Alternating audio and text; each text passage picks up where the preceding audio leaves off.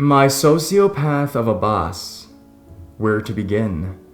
I'll start when I first saw the ad on Craigslist. It stated that the person was looking for a responsible and hardworking person to edit wedding films in the Philadelphia area. I've been into film since I was 5 years old, and at the time, I was working as a cashier at a local grocery store, so I felt this was my way to change and finally get a prestigious job as a filmmaker. I responded to the ad and got a response a few days later. He told me his business. I looked up his films and they were genius. I'd never seen such high-quality wedding films.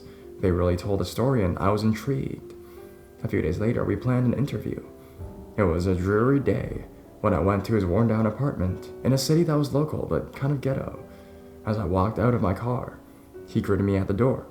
He seemed genuinely nice, but I felt a little off about the whole situation. I'm very good at sensing people's emotions, and for some reason, I couldn't sense normalcy in the way he acted. It was strange. He did everything that was considered professional outside, and then we walked up to his apartment and office. He was 23 at the time, a self-made entrepreneur, a wedding film business. I remember one of the first things he said to me was, "If you work for me, I won't teach you just about video. I'm going to teach you about life."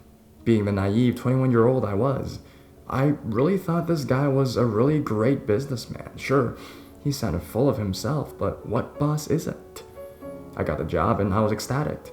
I felt on top of the world working for one of the best videographers in the Philadelphia area.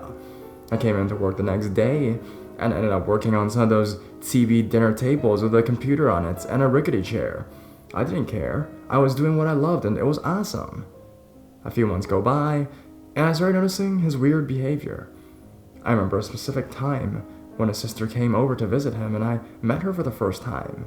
She wanted to get to know me, so she kept asking me questions about my life and trying to make jokes with me. He wasn't having it. This was the first time I sensed that something was seriously wrong with my boss. As his sister would try to engage me in conversation, he would tell me to shut up and just do my work, apparently. A 5-minute conversation was too much time to be wasted. I quickly learned the editing programs, as I'd edited extensively in the past. I eventually was editing 1 and 2 films a week, and despite my boss being sort of strange, I thought it was the job for me. This was when the craziness started. I started to learn the DSLR cameras. I began learning his basic editing skills in his films. I'm very talented in video editing, but sometimes it takes weeks, even months, to learn how a particular company goes about their editing. The first thing I noticed is that he had clinical depression. He would look to me to support him and make him happy again. I thought I was being a good employee and friend by offering sympathy because of the fact that I've been suffering from depression since I was 12. Eventually, the therapy sessions became a little uncomfortable. He would put his arm around me, despite the fact that I had been with my boyfriend for 3 years. One time, he got me so high on marijuana that I couldn't stand on my own 2 feet. To me, it didn't matter. My boyfriend smoked weed, and this was a great time to finally get into something that he enjoyed too. As the months went on, I started to notice things that I didn't before. He was working behind a huge mahogany desk with a large screen, while I was working on a TV dinner table, on a small laptop editing most of his films. So then came the shooting part. I began to learn the basics of shooting a wedding, getting the right shots and the right lighting as well. It was when I started to realize this man was unstable and possibly aggressive. There were nights when we would do a same-day edit.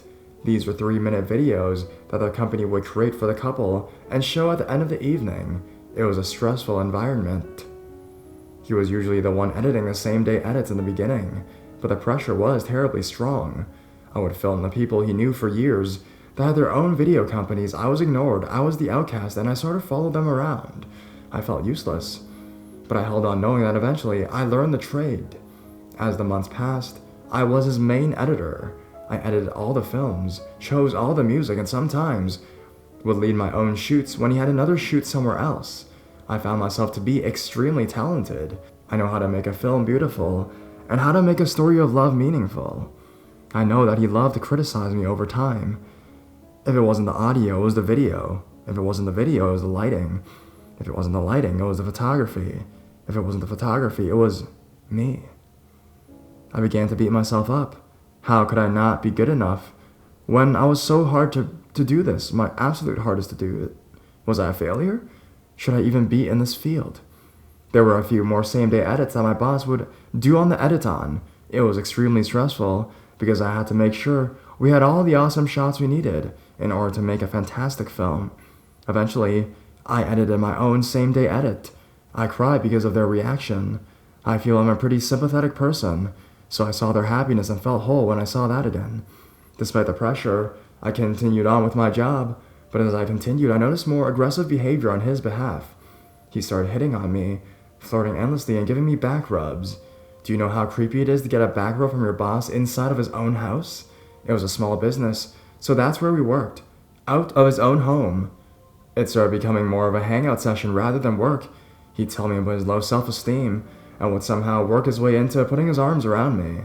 I felt extremely uncomfortable during these times, but I was naive and had no idea how to approach the whole situation. Eventually, he became an angry person. He would scream at me inside the car or belittle me at school. I felt like I was nothing and that I was an idiot. I felt that I never become the amazing filmmaker that this man had become. He constantly belittled my edits. He'd say, "This film is boring and you need to redo it." But all the while, he was on his computer surfing the internet while I edited these films to their perfection. Over time, I realized I was doing everything besides booking the gigs. I was editing the film, I was burning the DVDs, I was posting blogs, I was shooting weddings, and I was dealing with this man. The man had made me feel like I was small. Eventually, I started standing up to him. He didn't like that. How dare someone challenge his ideals? I noticed when I did question his ideas that he would become aggressive.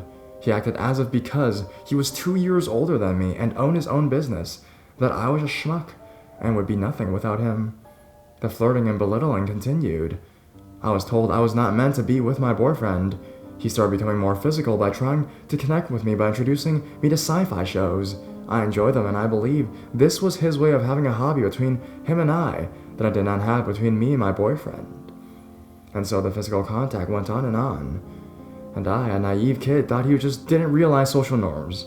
He was socially retarded and had to read books on how to be a good person and how to persuade people to do things. I thought he didn't realize that touching your employee over and over again wasn't the right way to go about things. No, I was wrong. He knew exactly what he was doing. Over time, he continued to touch me. He would massage my shoulders. He would insist on a huge, much longer than a normal hug. And after a while, I felt like his prey. Eventually, I started standing up for myself and becoming equally aggressive towards him. I began telling him I wasn't comfortable with his touching. I called him out on his bullshit.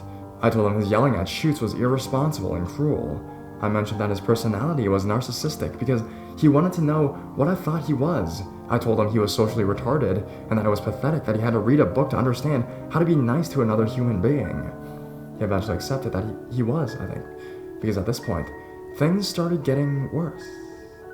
There was an instance when I couldn't find the car where he parked to retrieve his cell phone. He was waiting at the front desk at this venue to figure out which room the bride was inside. It was about a 15-minute walk to the garage. And when I got there, I started panicking because I couldn't remember which floor we parked on. We eventually ran into each other and he immediately started screaming at me. And in the elevator with two poor non-English speaking Asian men standing as witnesses. "It's floor 5. How could you not know that? We park there every time. 5. My boss yelled at me so loud that the two men in the elevator were noticeably scared. When they left, I told them I was quitting once and for all.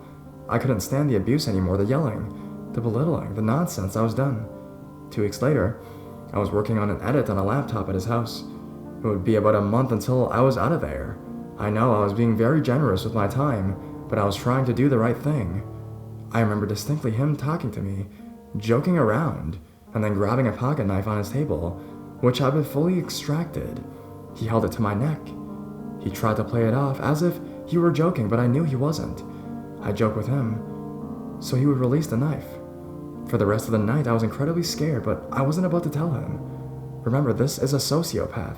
He gets off on fear. He gets off on power. Finally, the knife was away from my throat, and for the rest of the night, I played loyal employee. This is when I finally said, this is it. I was scared for my life, When is it ever okay to put a knife to a person's throat, no matter how well you know them? It scared the shit out of me, and in a week I told him I was leaving the company. He was enraged. He pounded on his steering wheel as I told him in the car. He reminded me of the time we went to New York City to shoot a huge wedding, and on the way home, he freaked out because he kept taking the wrong exits. He pounded the steering wheel that night, was driving erratically, and was verbally abusing me apparently for not reading Google Maps correctly. I remember that night. I don't own an iPhone and never have. I don't know how to use them very well, so I was the idiot. Not the guy who I was in the car with, who kept taking the wrong exits. I was stuck in a car with a madman. I just couldn't take it anymore. The knife, the yelling, the abuse, the touching. I eventually left this job and got a job with a mutual business friend. I can't explain to you the fear I felt with that knife to my neck. At that moment, I realized I was definitely working for a psychopath, and that I would be killed if I did not leave the situation immediately. To this day, I haven't talked to him in about 2 years. He ruined a huge part of who I am. I used to trust people, and I used to believe in those who had a dream, but this man, I could go on for hours about all the terrible things he has done. I barely even cover the evil things this man had done to me.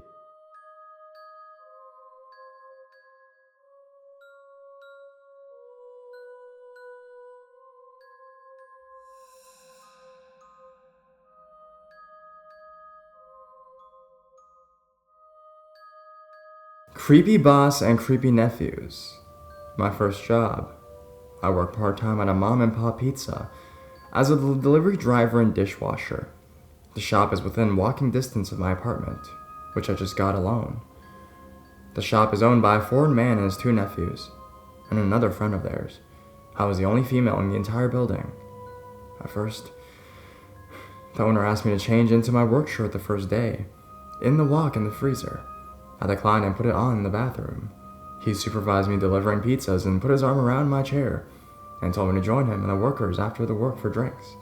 I politely declined. I wasn't even old enough to drink. He asked me if I had a boyfriend, which I did at the time, and I told him yes, he lived in another state. He then offered his worker to sleep on my couch because he didn't have a place to stay. Without consulting me, I obviously protested and declined. He also told me that he knew my boyfriend's name, which he did, which I never told him. As time went on, things got weirder. The owner would take me out back, where there were no cameras, and scold me for not pouring bleach into the dishes I was washing. I told him that you can't stick your hands into bleach, and he didn't care. He would take me out back after my shift and compliment my eyeglasses and tell me how beautiful I was. I would say thanks, back away, and drive home every time. He came up behind me as I was washing dishes and blew on the back of my neck, and then proceeded to tell me that since I live alone, did I inform him of this, though, that I should be careful. He then said that he knew the exact layout of the apartment because his friend lives there. I told him I had a male roommate. I didn't, and he chuckles and told me I did not, and that he was going to break into my apartment. I was stunned and had 4 deliveries waiting for me to drop them off. On the way out the door, his nephew muttered something about me being a girl.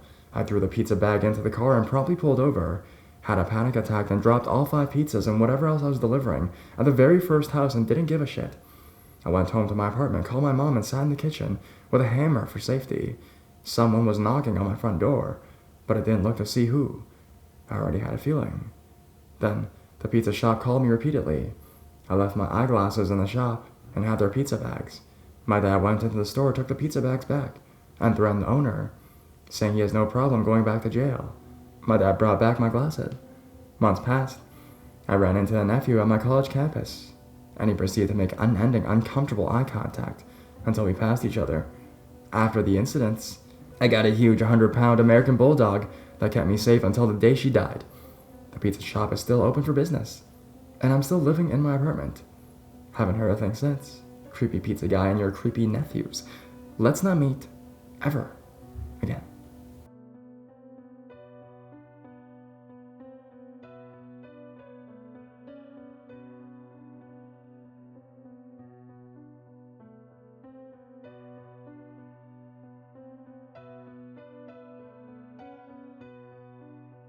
Curvy boss.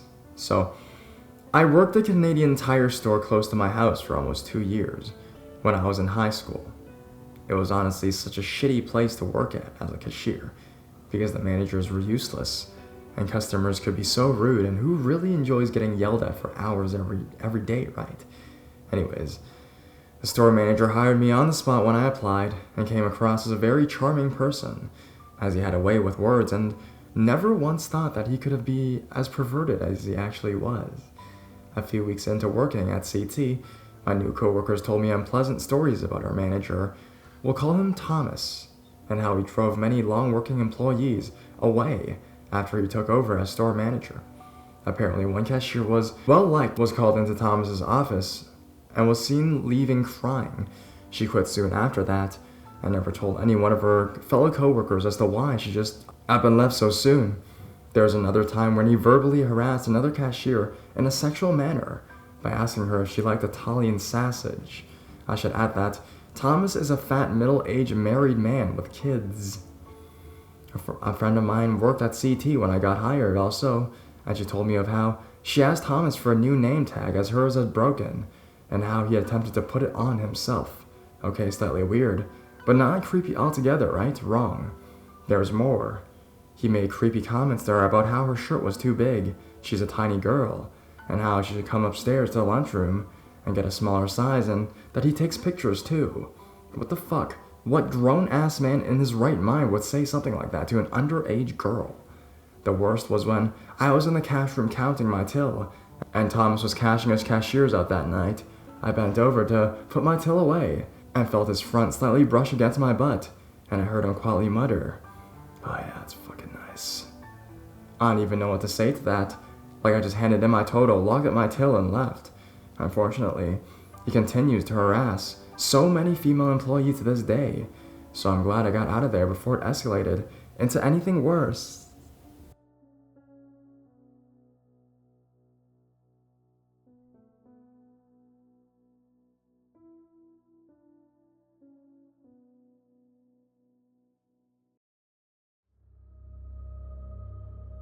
My extremely creepy ex-boss.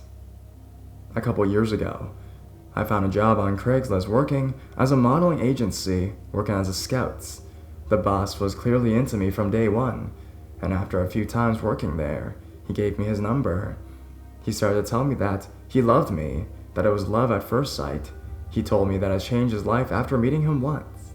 At the time, I was living at home with my parents in between my ex's house and my now apartment, and one day when I was getting the train, he turned up with a dozen roses and took the train with me. Looking back, I didn't believe I ever told him what train I took.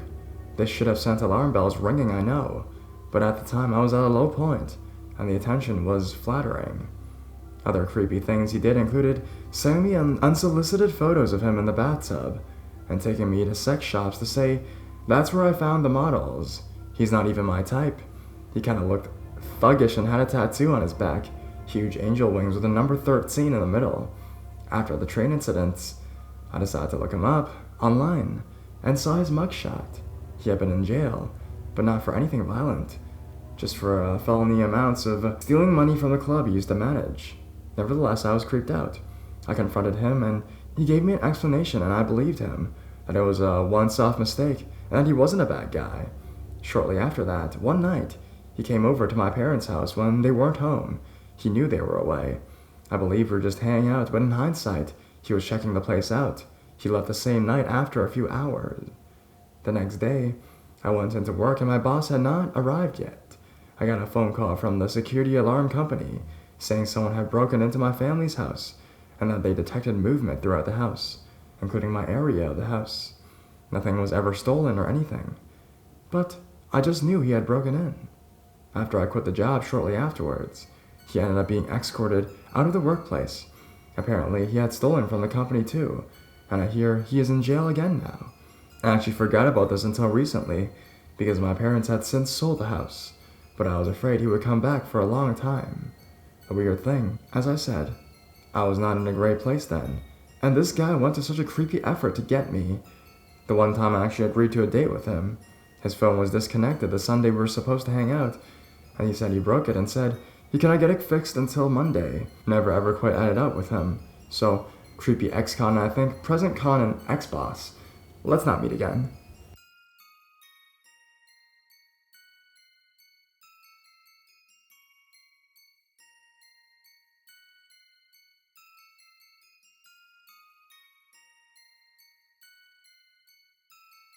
The Filthy Theater Manager. First time poster. English isn't my first language. I'm a terrible writer. None of that is true. But the really long story in which it follows is, one of my best friends, Joe, we were both 16, worked at a movie theater in high school, and told me they were doing interviews with the first 20 people that showed up that day at 2 p.m. Naturally, I ditched school and headed to the mall the theater was attached to, as I was eager to get my first job. As the second person in line, I quickly knew the job was as good as mine. First guy was wearing a tux, and most of the other people looked like they were just walking through the mall when they saw the posting. My ability to quickly get along with people means that interviews go really well for me. This interview was the first time I realized this ability. Little did I know there were hidden reasons behind this particular interview. As it turns out, the manager, Abby, mid-20s, that interviewed me was the best friend of Joe's sister, which how Joe got the job. Apparently, she asked if I knew anybody that worked there. Our conversations quickly turned to Joe, and how awesome of a dude he was, which I wasn't lying about just to get the job. After a few minutes of this, the interview ended, and they told me they would be in touch if I got the job. When I saw Joe later that day, he told me he was pretty sure I got the job. The next day, I was asked to come in and fill out my paperwork. Boom! Much to my dismay, I was hired with 5 other people who were there filling out their paperwork. You mean to tell me I'm not the best? I'm just in the rough top third, whatever. At the end of our 90-day probationary period, I'll be the only one remaining.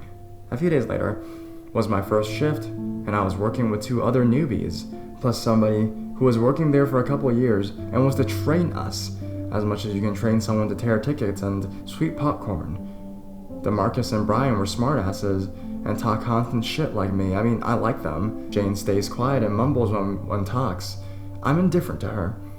Over the next 90 days, DeMarcus and I become good buddies. Abby kinda looks out for me and gets me extra hours working on random projects. Jane comes out of her shell, which started out nice, but eventually turned sour.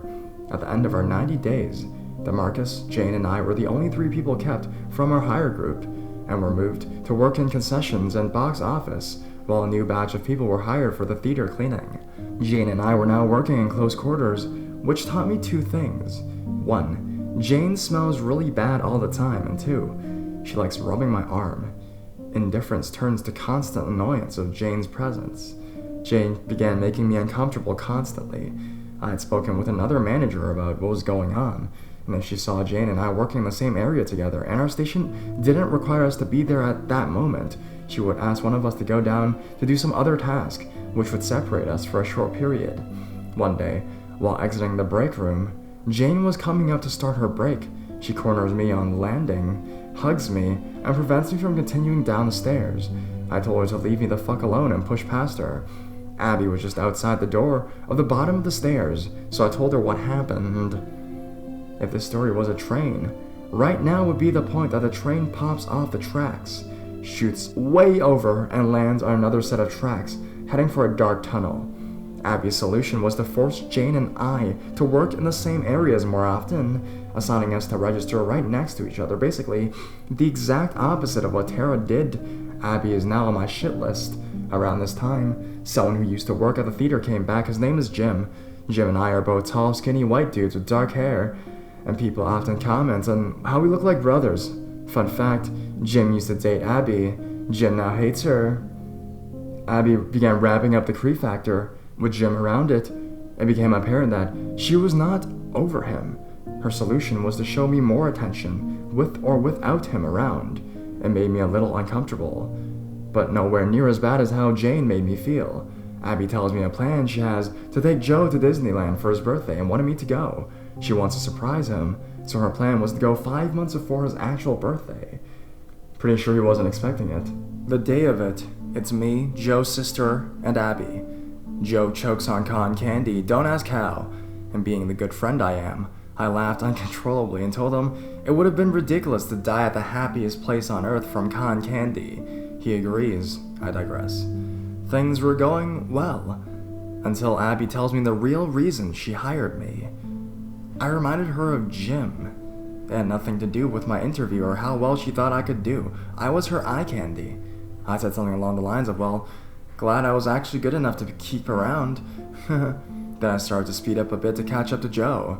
Abby then says, "Hey, guess what? Nobody else from work is here." Then reaches out and grabs my ass, screaming, "What the fuck?" I ran to catch up to Joe. The rest of the day, she kept trying to grab my ass, and when that wasn't an option because I was sitting down eating, the next logical step was to lick the side of my face, jaw at the temple. I made it quite clear that was unacceptable, with an eloquently worded "What the fuck is wrong with you? Why the fuck would you do that?" Since it was quite clear I no longer was having fun, and the day was winding down anyways, Joe stated he wanted to go home. It was a quiet 2.5 hours home. The following day, I was scheduled to work late evening, and I was told I would be tasked with touch-up painting all around the theater. Little did I know, Abby would be working the same hours. I wasn't thrilled to be working with her, and less happy that she decided to follow me around the entire night. She never once touched me, or made any sexually inappropriate comments, which I attributed to us being at work. However, what she did do for 7 hours was talk shit about every person that we worked with, the dirt she had on them, and who she loved to fuck. The shift was the straw that broke the camel's back. When I got home at 3 a.m., I wrote a 5-page letter to the general manager explaining everything that happened with her. I explained that I didn't say anything at first because the most inappropriate stuff happened on personal time, but once I thought about it, there was so much wrongdoing from her that I need to say something. The reason I put it in a letter was to make sure I could get all of the details. After sleeping for a few hours, I delivered the letter to my manager and asked her to call me with any questions. The following 3 days were already scheduled off for me, and the next day I had to work was a previously planned staff meeting. We arrive at 8 a.m., and all staff is present except for one person, Abby. The meeting goes on almost like every other meeting, new policies, upcoming events, etc. Except there's a segment where the GM mentioned her open door policy for any harassment, and if they didn't feel comfortable talking to her, that she strongly encouraged them to talk to one of the assistant managers. She elaborated that any harassment would not be tolerated. Well, is Abby suspended? Fired? Oh no, what have I done? Yes, my reaction was guilt. When the meeting ended, I went upstairs to check my schedule, which was located right outside the manager's office. The GM asked me to come in and close the door. 2 other assistant managers were present. Fuck, am I being fired? The GM very calmly says, "You may have noticed that Abby was not present this morning.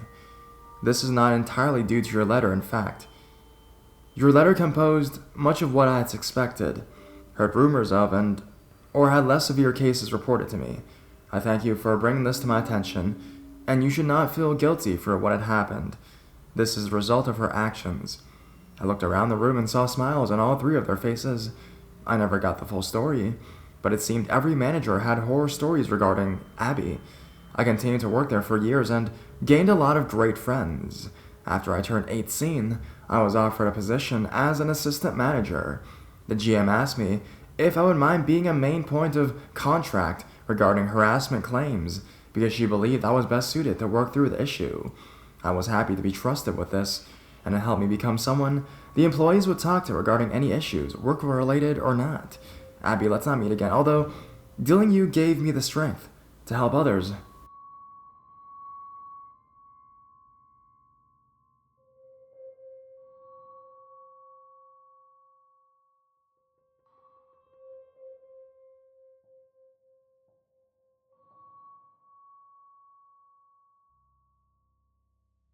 My boss, Jim.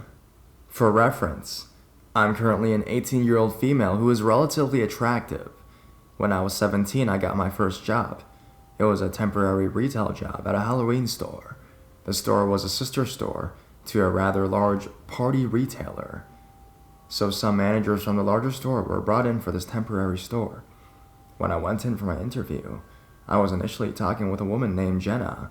She seemed nice and cool, and then she told me I'd be speaking to Jim, who was the highest ranking manager.